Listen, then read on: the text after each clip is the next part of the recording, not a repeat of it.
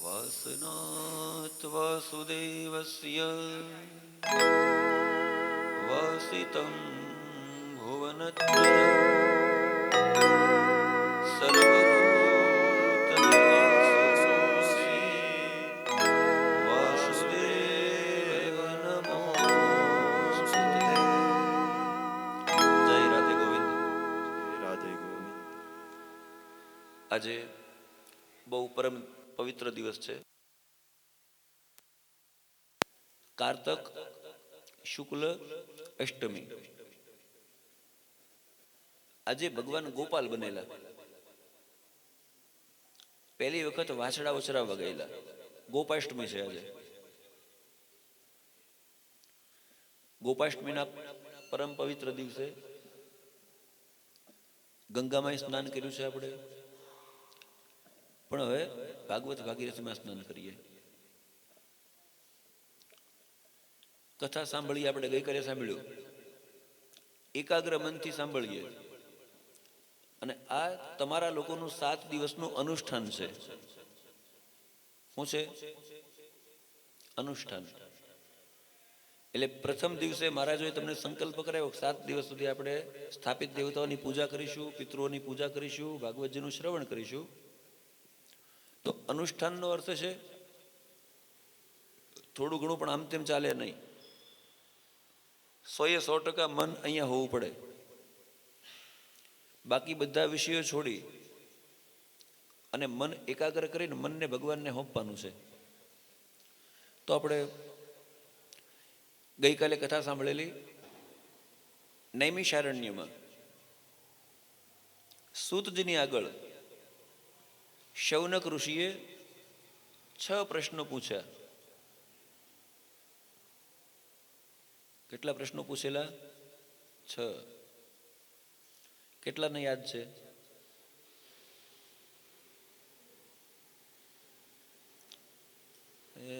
આપણે કઈ ને સામે કાંઠે હળીને હમ ગયા બળી. ગંગામાં નાયા, કથામાંથી ઊભા થયા, રસબસ નીકળી ગયું બધું. પણ એવું કહેવાય કે અમૃત છે ને, આ કથામૃત છે.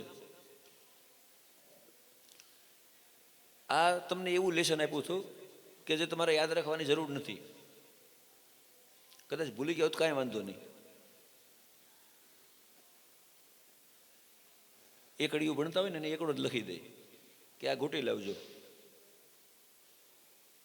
પછી આગળ જેમ જેમ ધોરણ વધે તેમ તેમ પરીક્ષાઓ અઘરી થતી જાય. પણ જો મન ભગવાનમાં લગાવીને સાંભળશો તો યાદ રાખવું નહીં પડે, યાદ રહી જશે.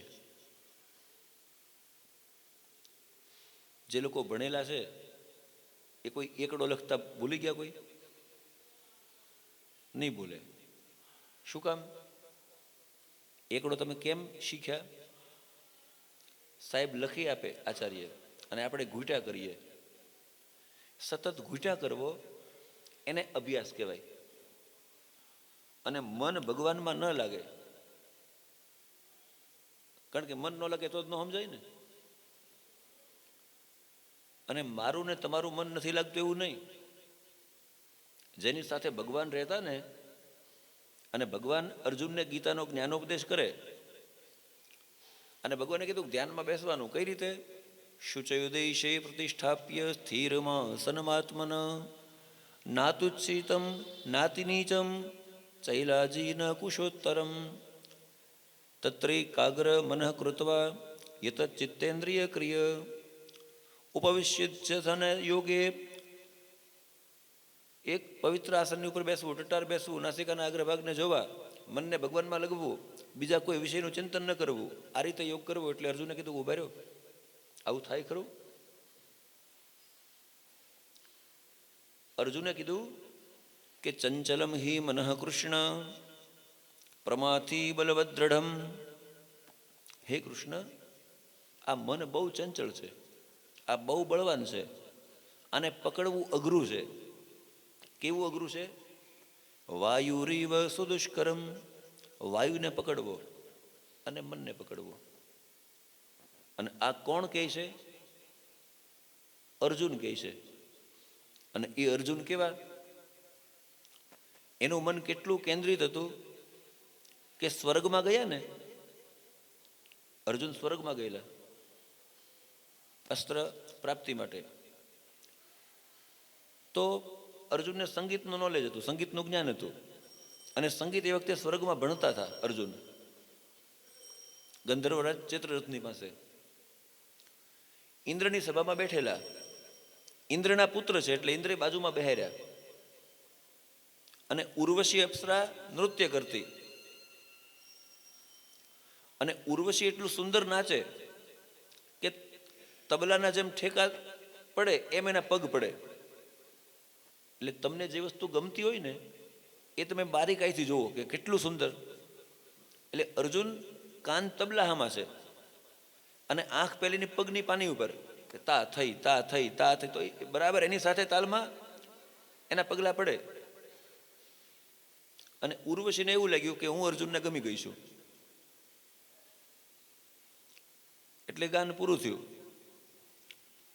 અર્જુન પોતાના ભવનમાં ગયા અને ઉર્વશી અર્જુનની પાસે આવી અને કીધું કે હે અર્જુન, તમે મારો ઉપભોગ કરો, કારણ કે અમે સ્વર્ગની અપ્સરાઓ છીએ અને સ્વર્ગમાં આવે તે બધા અમને પામે. તો પલંગ પર ઉર્વશી બેસી ગઈ તો અર્જુન ઊભા થઈને એના પગમાં પડી ગયા, તમે મારી માં છો. ઉર્વશી જેવી અપ્સરા અને સ્વર્ગ લોકમાં, અને અર્જુનજી પગમાં પડી ગયા, તમે તો મારી માં છો. આટલા મનસ્વી છતાં પણ કીધું મન ચંચળ છે, અને ભગવાને વિરોધ ન કર્યો કે ના ના મન કાંઈ થોડું ચંચળ હોય. ભગવાને કીધું બરાબર છે, તારી વાત બરાબર છે. અર્જુને કીધું ચંચલમી મન કૃષ્ણ પ્રમાથી બલવદ્રઢમ તસ્યાહમ નિગ્રહમ મન્ય વાયુરીવ સુદુષ્કરમ. તો અર્જુને કીધું, તો ભગવાને કીધું બરાબર છે, અસંશય મનોબ્રાહો, એમાં કોઈ સંશય નથી. પણ બે પ્રકારે પકડાય. આ મન પકડવું એનાથી પકડાય, અભ્યાસે ન તું કૌંતેય, અભ્યાસથી, વૈરાગ્યેણ ચ ગૃહ્યતે, અને વૈરાગ્યથી. તો થોડોક અભ્યાસ કરશો ને કે આ 6 પ્રશ્નો યાદ રાખવાના હતા પણ 6 માંથી એક જ યાદ રહ્યો, 6 છે ભલે ન રહ્યા પણ એક તો યાદ રહ્યો. એટલે થોડો ધીમે ધીમે અભ્યાસ કરશો ને તો આગળ જેમ જેમ કથા ચાલશે ને એમ પછી મહત્વનું લેસન આવશે કે જે આપણને જીવનમાં હંમેશા ઉપયોગી થશે. શૌનકના 6 પ્રશ્નો સાંભળ્યા. કયા પ્રશ્નો હતા? શ્રેય શું છે, એટલે બધા શાસ્ત્રોનો સાર શું છે, બધા શાસ્ત્રો વેદો પુરાણો શું કહેવા માંગે, અને એ શું પ્રાપ્ત કરવાનું કહે છે, એને કહેવાય શ્રેય. ખબર પડી કે આ શ્રેય છે તો પછી એની પ્રાપ્તિ કેમ થાય, એ બીજો પ્રશ્ન. અને ભગવાન અવતાર લઈને શું કામ આવે, એવું શું થાય ભગવાનને અવતાર લેવા પડે, આ ત્રીજો પ્રશ્ન. ભગવાને કેટલા અને ક્યાં ક્યાં અવતાર લીધા, આ ચોથો પ્રશ્ન. અને હમણાં છેલ્લે કૃષ્ણ અવતાર થયો, કારણ કે આજે સંવાદ ચાલતો ને ત્યારે કૃષ્ણ અવતાર ચાલુ હતો. આગળ 10મા સ્કંદમાં કથા આવશે કે સૂતજી કથા કહેતા હતા અને દાઉજી એને વ્યાસપીઠ ઉપર જ મારી નાખ્યા. એ આગળ કથા આવશે, આપણે જોઈશું. રોમહર્ષણ, એ સૂતનું નામ હતું રોમહર્ષણ, અને પછી એના દીકરાને સૂત બનાવ્યા, એનું નામ હતું ઉગ્રશ્રવા.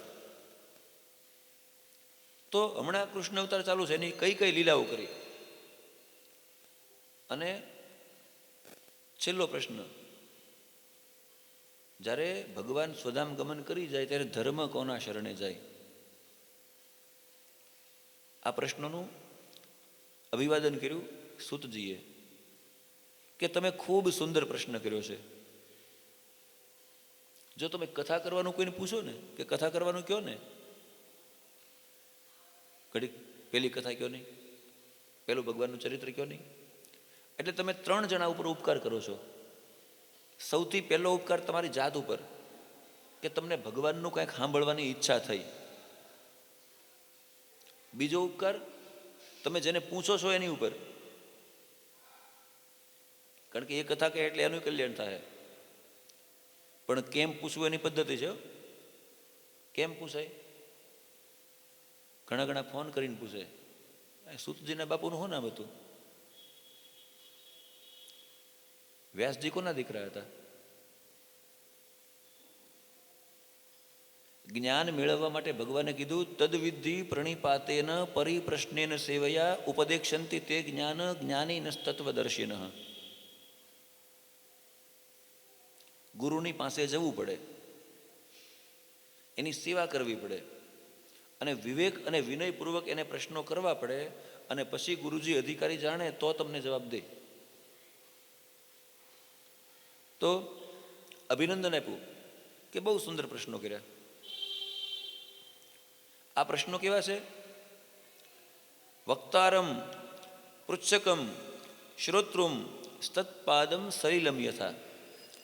આ પ્રશ્નો તમારું, મારું ને આપણા સંવાદનું જે શ્રવણ કરશે આ બધાનું કલ્યાણ કરશે. આવા તમે પ્રશ્નો કર્યા. હવે ભગવાન વાસુદેવની ભક્તિ જે કરાવે ને, સુતજી કથાની શરૂઆત ક્યાંથી કરી? વાસુદેવ પરા વેદા, વાસુદેવ પરામખા, વાસુદેવ પરાયજ્ઞ, વાસુદેવ પરાક્રિયા. યોગ, યજ્ઞ, જપ, તપ આ બધું કરો. આ શું કામ કરવાનું છે? ભાગવતમાં અનેક વખત આનો આ શ્લોક આવશે, પણ અલગ અલગ પ્રકારે. પ્રહલાદજી બોલે, ઉદ્ધવજી બોલે, સુખદેવજી બોલે, જડ ભરત બોલે, ભરત રાજા બોલે, અહીંયા સૂતજી બોલે છે. તમે વ્રત કરો, તમે જપ કરો, તમે તપ કરો, તમે ઉપવાસ કરો, તમે અનુષ્ઠાન કરો, તમે સ્વાધ્યાય કરો, આ બધું કરીને મેળવવું છે હું? ખબર છે? જો રૂપિયા મેળવવા હોય તો આપણીથી મૂર્ખ બીજો કોઈ નથી. આ બધું કરવાનું કારણ એક જ છે કે ભગવાન કૃષ્ણ આપણને વાલો લાગે, આપણને ભગવાનમાં પ્રેમ થાય, આપણા હૃદયમાં ભગવાનની ભક્તિ આવે. ભક્તિ આવે તો શું થાય? ધન સંપત્તિ મિલકત આ જન્મમાં ઉપયોગી થાય, પણ ભાગ્યમાં ન હોય ને તો આ જન્મમાં ઉપયોગી ન થાય. ઘણાને ભાગ્યમાં ન હોય તો રૂપિયા મિલકત સંપત્તિ ખૂબ હોય, ઘરમાં મીઠાઈ આવે, એના નોકરાઈ ખાતા હોય, પણ આ દેવ તો આમના બેઠા હોય સામું જોઈને. આપણે કહી લ્યો નહીં 800 કિલો છે એમ, તો ના મને સુગર છે. કહેવાનો અર્થ આ લોકમાં કામ લાગે ને એ પણ ભાગ્યમાં હોય તો ન લાગે. એવું શું માગવું? માગવું તો એવું માંગવું આ લોકમાં અને પરલોકમાં બંને ઉપકારી થાય. તો કીધું આ તમારો પ્રશ્ન તમારું, મારું અને આખા જગતનું કલ્યાણ કરશે. આ કથાના વિશે એક પ્રશ્ન કર્યા છે. ભગવાન વાસુદેવ, ભગવાન કૃષ્ણ એ બધા દેવોના દેવ છે. એકમાત્ર કૃષ્ણ તમારા ઉપર રાજી થઈ જાય, એકમાત્ર ભગવાન શ્રી કૃષ્ણ તમને પ્રસન્ન થઈ જાય તો આખું જગત તમારા ઉપર કૃપા કરે. એક શ્લોક છે કે આકાશમ પતિતમ તોયમ યથા ગચ્છતિ સાગરમ સર્વદેવ નમસ્કારમ કેશવમ પ્રતિગચ્છતિ. કેશવમ પ્રતિગચ્છતિ. આકાશમાંથી પડતું પાણી છેલ્લે જઈને ક્યાં મળે? સમુદ્રમાં. ગમે તે માર્ગે, નદીમાં, નહેરમાં, ગટરમાં, આમ તેમ, પણ છેલ્લે મળે દરિયાને, કારણ કે પાણીની અંતિમ ગતિ દરિયો છે.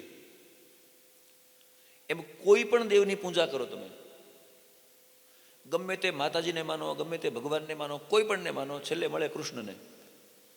અને આ વાત ભગવાન ગીતામાં કહે છે, યો યો યામ યામ તનુ ભક્ત્યા. જે વ્યક્તિ જે દેવની ઉપાસના કરવા માગે છે, શ્રદ્ધા મિચ્છતો ઇજ્જતે, શ્રદ્ધાપૂર્વક પૂજા કરવા માગે તો ભગવાન કહે હું એને એ મૂર્તિમાં સ્થિર કરું છું, અને એને જે જોતું હોય એ ફળ હું આપું છું. પણ એ ફળ કેવું હોય?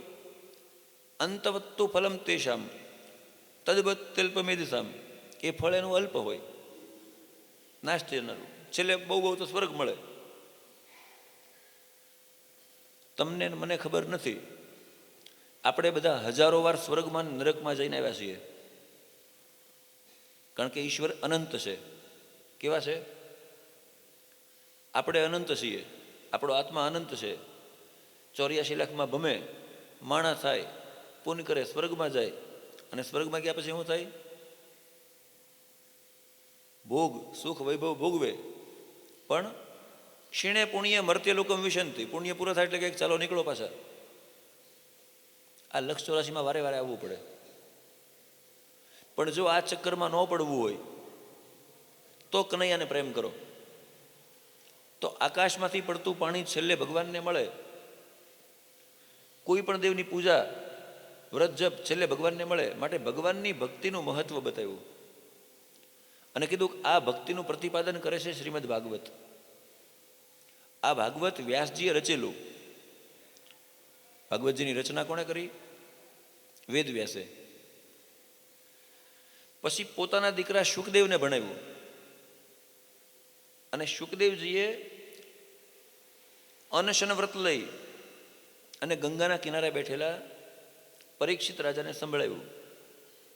સૂતજી કહે છે કે જ્યારે પરીક્ષિત રાજા કથા સાંભળવા બેઠા ત્યારે મેં પણ શુકદેવજીના મુખે આ ભાગવત સાંભળેલું, એ હવે તમને કહું છું. એ ભાગવત ભગવાનના 24 અવતારોનું પ્રતિપાદન કરે છે. આમ કહી અને ભગવાનના 24 અવતાર બતાવ્યા. ભગવાન નારાયણે કેટલા અવતાર લીધા છે? 24. પ્રથમ અવતારમાં કૌમાર સર્ગમાં સનક, સનંદન, સનાતન અને સનત કુમારો, આ 4 બ્રહ્મચારી રૂપે ભગવાન નારાયણે પહેલો અવતાર લીધો. અને અતિ દુષ્કર એવા બ્રહ્મચારીએ વ્રતનું પાલન કર્યું. અને આજે પણ એ 5 વર્ષના બાળક જેવા લાગે છે. અને એ વૈકુંઠમાં પણ જઈ શકે. આગળ કથા આવશે. એને ગડપણ, રોગ કંઈ આવતું નથી. એને જવાની નથી આવતી, કારણ કે નામ જ જવાની છે ને. જવાની એ ભગવાનનો અવતાર છે. તો કુમાર અવસ્થામાં જ છે, 5 વર્ષના બાળક, અતિ દુષ્કર તપ કરેલું. બીજા અવતારમાં ધરતી જ્યારે રસાતળમાં એકદમ હાવ નીચેના લોકમાં જતી રહેલી, ત્યારે પૃથ્વીનો ઉદ્ધાર કરવા માટે ભગવાને વરાહનો અવતાર લીધેલો. વરાહ, સુવર, ડુક્કર, આપણે ભૂંડ કહીએ. એ વરાહનો અવતાર ભગવાને બીજો લીધો. વરાહ શબ્દના 2 અર્થ થાય. વરાહનો પહેલો અર્થ થાય સુવર અથવા ભગવાન વરાહ, અને વરાહનો બીજો અર્થ થાય વર એટલે શ્રેષ્ઠ, અહ એટલે દિવસ. જે સમયે ધરતીનો ભગવાને ઉદ્ધાર કર્યો એ દિવસ શ્રેષ્ઠ, માટે વરાહ. ત્રીજા અવતારે ભગવાને ઋષિ સર્ગમાં, જ્યારે ઋષિઓ ઉત્પન્ન થતા બ્રહ્માજીના શરીરમાંથી, ત્યારે બ્રહ્માજીની ગોદમાંથી નારદ બન્યા અને ભક્તિ, પાંચરાત્ર વગેરેની રચના કરી. ભક્તિ માર્ગના આચાર્ય કોણ છે? નારદજી. આપણે ત્યાં ભક્તિ માર્ગના 2 ગ્રંથો ગણાય, રામાયણ અને શ્રીમદ ભાગવત. રામાયણ કોણે લખ્યું? વાલ્મીક ઋષિએ. વાલ્મીક ઋષિને રામાયણ રચવાની પ્રેરણા કોણે કરી? નારદજીએ. આપણે હવે જાણીએ છીએ. વાલીઓ લૂંટારો મળ્યો, નારદજીને લૂંટવા આવ્યો. નારદજી કીધું મારી પાસે કંઈ છે નહીં, ભગવાનનું નામ છે. પછી કીધું પૂછી આવ, જા તારા ઘેરે. તું આ પાપ કર્મ કરે એમાં તારો પરિવાર ભાગીદાર છે ખરો? આ બધી કથાઓ આપણે સાંભળી છે. પણ આ વાલ્મીકી ઋષિએ ભક્તિ સબર ગ્રંથ લખ્યો, એને કહેવાય વાલ્મીક રામાયણ. એ નારદજીની પ્રેરણાથી. અને શ્રીમદ ભાગવતની રચના વેદવ્યાસજીએ કરી, એને પણ નારદજીએ પ્રેરણા કરી. ભગવાનની ભક્તિ કયા પ્રકારે થાય, ભગવાન કેમ રીઝે, એ નારદજી પાસેથી સાંભળવાનું છે. એટલે ત્રીજો અવતાર ભગવાન નારાયણ પોતે નારદ બનીને આવ્યા છે. ચોથા અવતારમાં ધર્મની પત્ની મૂર્તિથી નર નારાયણ તરીકે ભગવાને ચોથો અવતાર લીધો. નર અને નારાયણ. એના પિતાનું નામ છે ધર્મ અને માતાનું નામ છે મૂર્તિ. ધર્મ અને મૂર્તિ એટલે હું, આ કથા છે ને બધી બહુ ગૂઢ છે. આ ખાલી વ્યક્તિઓના નામ નથી. ધર્મપૂર્વક મૂર્તિનું આરાધન કરો, ધર્મપૂર્વક મૂર્તિનું આરાધન કરો તો એમાંથી પણ નર નારાયણ પ્રગટ થાય છે.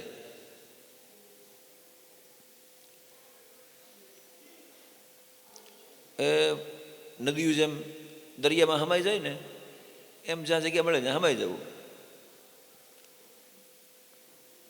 પાંચમા અવતારે ભગવાન કપિલ બની અને કરદમ ઋષિના ઘરે પ્રગટ થયા દેવહૂતિ માતાથી. કપિલ ભગવાને સાંખ્ય શાસ્ત્રનો ઉપદેશ કર્યો આસુરી નામક બ્રાહ્મણને. માતા દેવહૂતિને ઉપદેશ કર્યો. છઠ્ઠા અવતારે ભગવાન યજ્ઞ નારાયણ બન્યા. યજ્ઞ નારાયણ. હવે યજ્ઞ નારાયણ એટલે હું, આ તમે હવન કરો છો ને, એ હવન પણ નારાયણનું રૂપ છે. હવે રુચિને ત્યાં આકૃતિથી યજ્ઞ થયા અને યજ્ઞ એ કોઈ પણ યજ્ઞ તમે અનુષ્ઠાન બરાબર કરો ને, જો સાવધાનીપૂર્વક કોઈ પણ યજ્ઞ શ્રદ્ધાને ભાવથી કરવામાં આવે તો એનું ફળ મળે મળે ને મળે. પણ આજે ઘણા આપણે આટલું બધું ઘી હવનમાં શું કામ હોમી દઈએ, આટલા બધા તલ હવનમાં શું કામ હોમી દઈએ,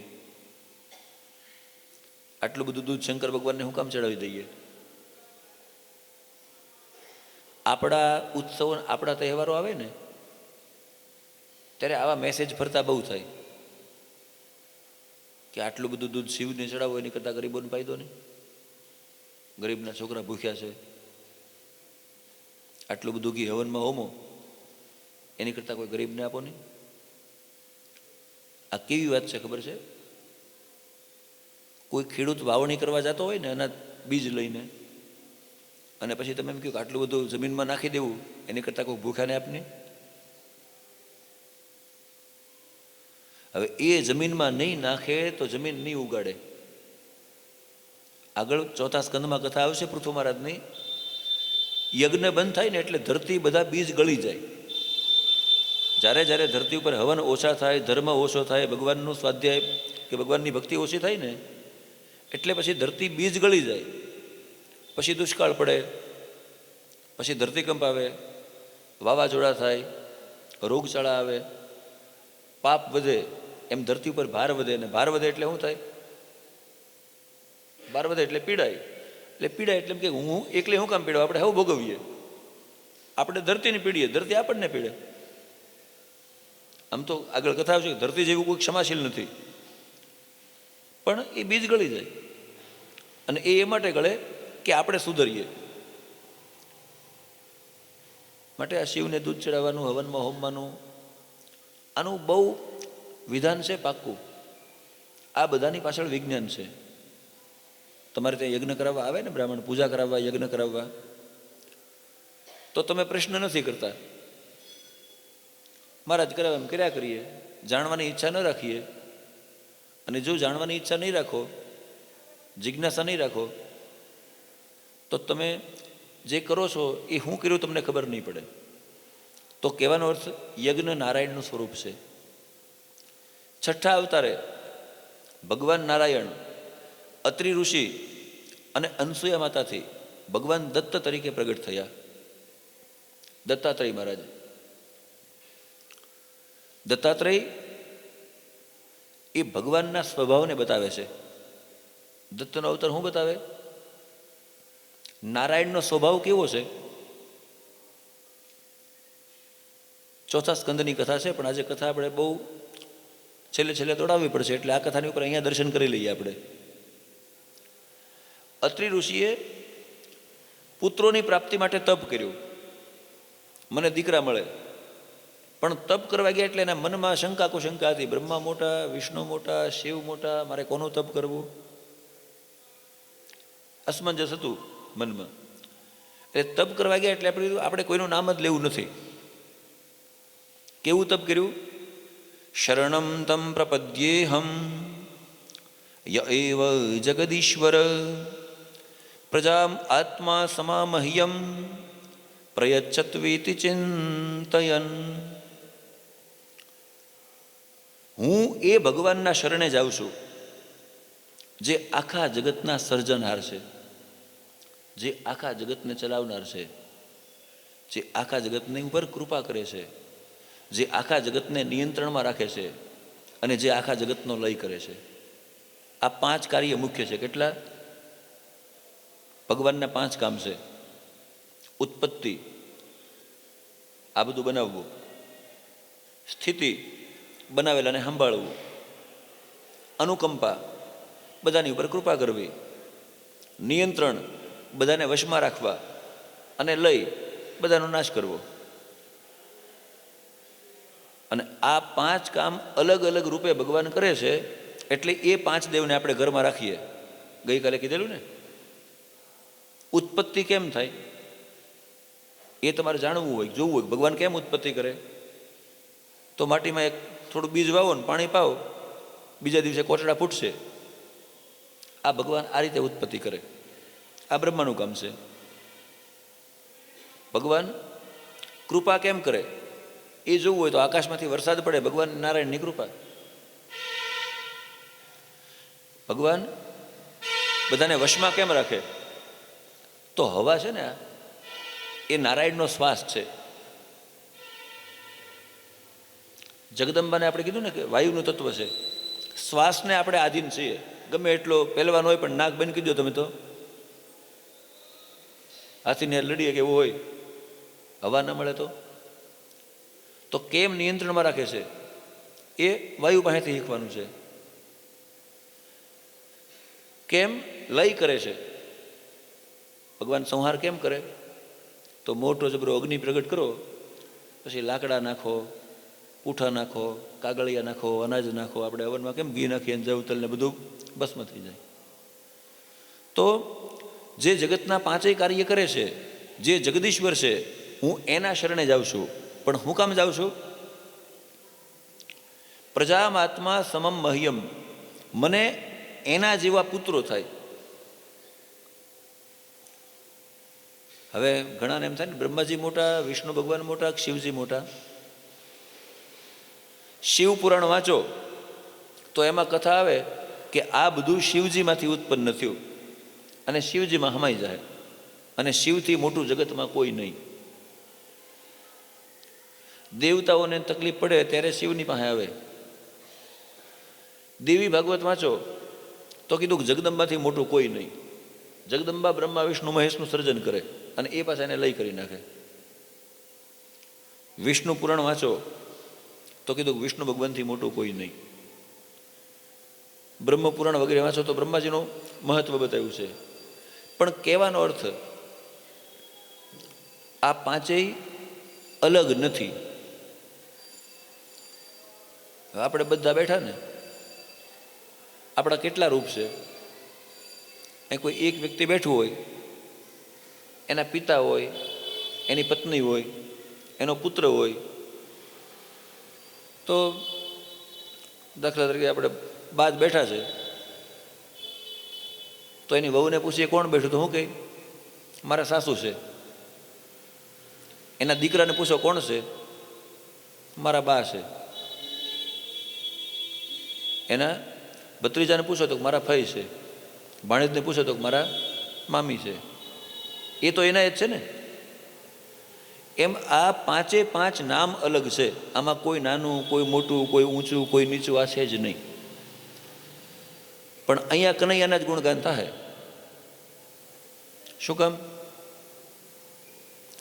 તમે ગમે એટલા પાર્લરમાં જઈને તૈયાર થાય ને જાનમાં જાઓ, પણ ગીત તો ગમે એટલો કદરૂપ હોય વરરાજાને જ ગવાય.